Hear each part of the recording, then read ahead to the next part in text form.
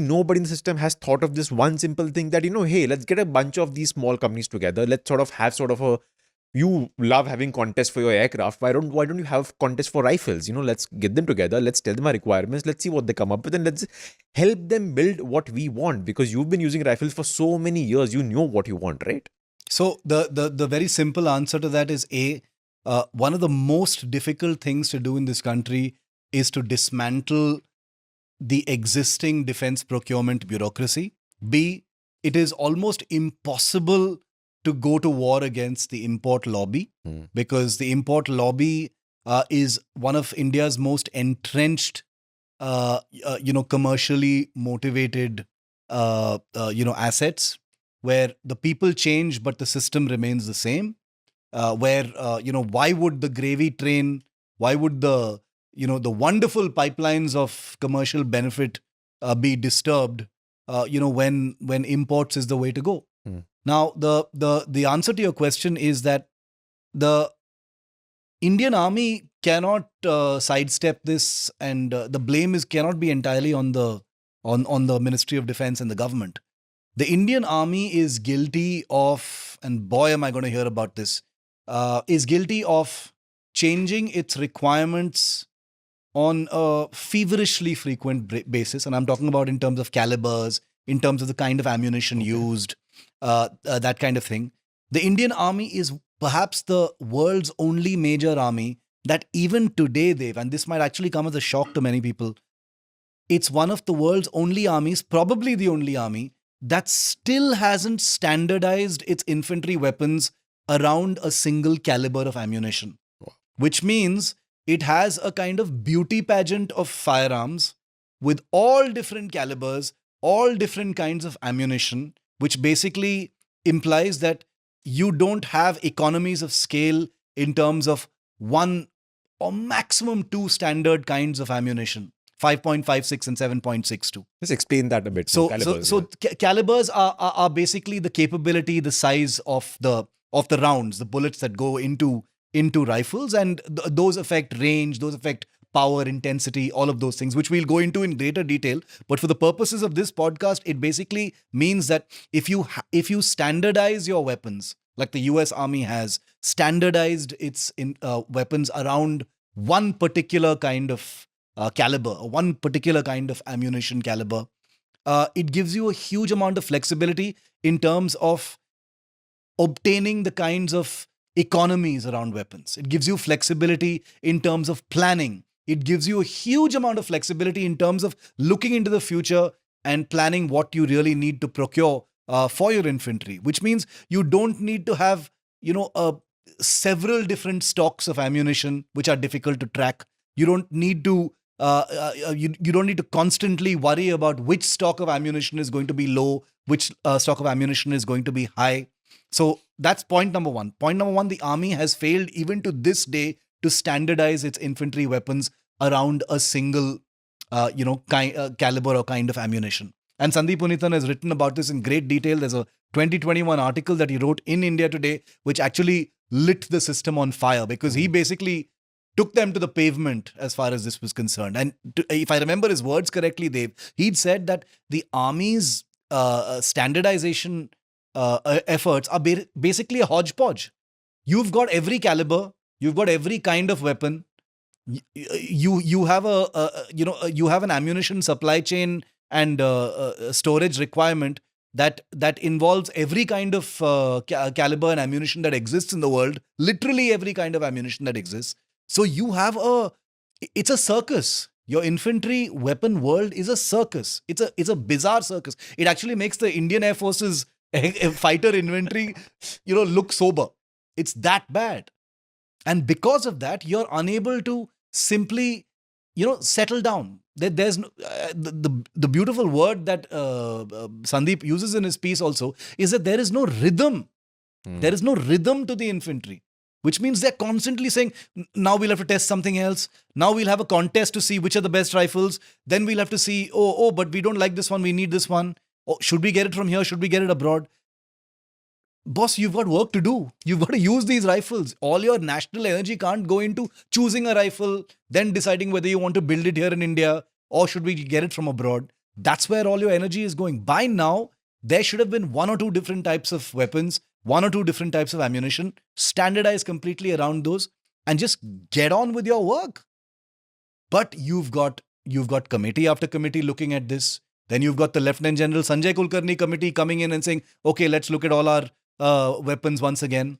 Then you've got the DRDO jumping in saying, we've got a new system called the INSAS, which is the future infantry soldiers system, which is your rifle plus many other pieces of equipment. So it's a hodgepodge. It's a confused hodgepodge that's based on a failure to standardize, a failure to take hard decisions. You said, what's stopping these guys from bringing some of these companies together, and actually giving them some opportunity?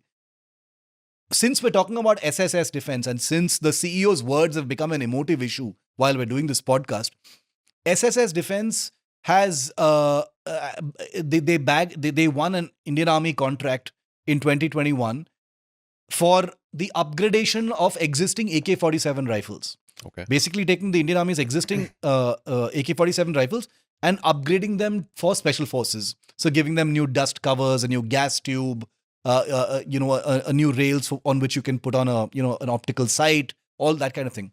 It's a tiny little order. So it's not like the Indian Army doesn't know about these companies. They're interacting with them very, very frequently, and they're throwing these little breadcrumb orders at them. When these companies are saying, and I am repeating myself for the third time here, they're saying that, you're giving us these upgrade orders, but we've got full weapons for you. We've got full weapons for you. You can import as much as you want, but ultimately you cannot sustain. A country as big as India cannot sustain itself based on imports. You will hit a wall. In our 2 episodes ago, Dev, the GE engines haven't been coming. Yes. And your entire Tejas backlog has been delayed by over a year for the Indian Air Force. We are at war with China right now. We are at war with Pakistan right now. Bangladesh has just imploded. And your Tejas fighters, which are supposed to be frontline fighters, have been delayed by a year. Who the hell is looking at this stuff? Import pay import, firearms bhi import karoge. We'll import everything. We'll import helmets also now. It's become a joke. Now, the point is, your import lobby, this government, and I as much as I hate some of the decisions this government has taken as far as defense procurement is concerned. We've talked about Striker. Now we're talking about these rifles. This government has actually taken a lot of steps towards dismantling that import lobby. They've done that. But when decisions like these are taken, I start wondering what the hell is going on. Mm-hmm. Now, when I put out my tweet earlier yesterday about this order that the Indian Army has placed for 6 Hoyer rifles, someone said, I think you're reading too much into it. I think this is too harsh a take because, there may be diplomatic compulsions. Maybe, maybe this is India throwing the US a bone in order to gain something else somewhere else, which would basically mean that India is also throwing Russia a bone in order to acquire something. My question is, if we are such a big rising power, how dare we throw a bone to another country on items as critical as your frontline infantry firearms? Exactly. Throw them another bone. Throw them some other bone.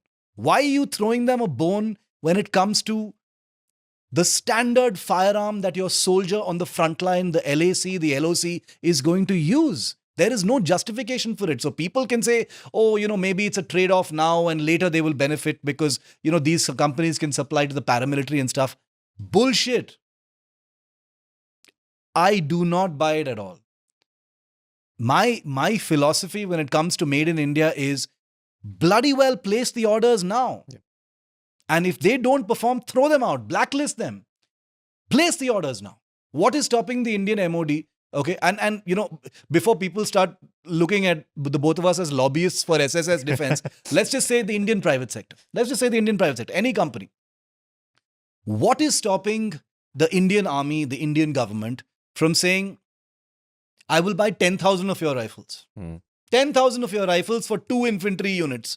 I'll buy 10,000 rifles. But if one bloody thing goes wrong, you can say goodbye to any further orders. Yep. What is stopping them from doing that? Is it a lack of budget? No, they've got enough budget. Does it put the country at risk? No, it doesn't. You can give it to any infantry unit, anywhere. What is stopping the country from doing this? What message goes to Indian startups and entrepreneurs who have put their shareholders' money into developing these weapons? Yeah. If the country is basically saying, "Nahi, nahi, yaar, Sig Sauer se hi lenge. We'll take it from the US only." What is the point? There is no. I am happy. I am a reasonable guy. I may not sound like it, but I am a reasonable guy. I am happy if someone will argue back to me and say, "Nahi, yaar, Shiv, you don't understand these things. There are diplomatic issues. America is like this." Bullshit for firearms. We are not Sri Lanka. We are not Maldives. We're not some tiny country in the southeast that needs to, say, sorry, sir. Ye lijiye order. Take this order. We are India. We are stupid. We are brown. Please take this order for rifles because we can't build our own. That's rubbish. It's insulting. It's infuriating, and I think it's unsustainable. And it also proves to me and shows me that as much as we think the system has changed, these core issues just simply don't change, and that's a shame.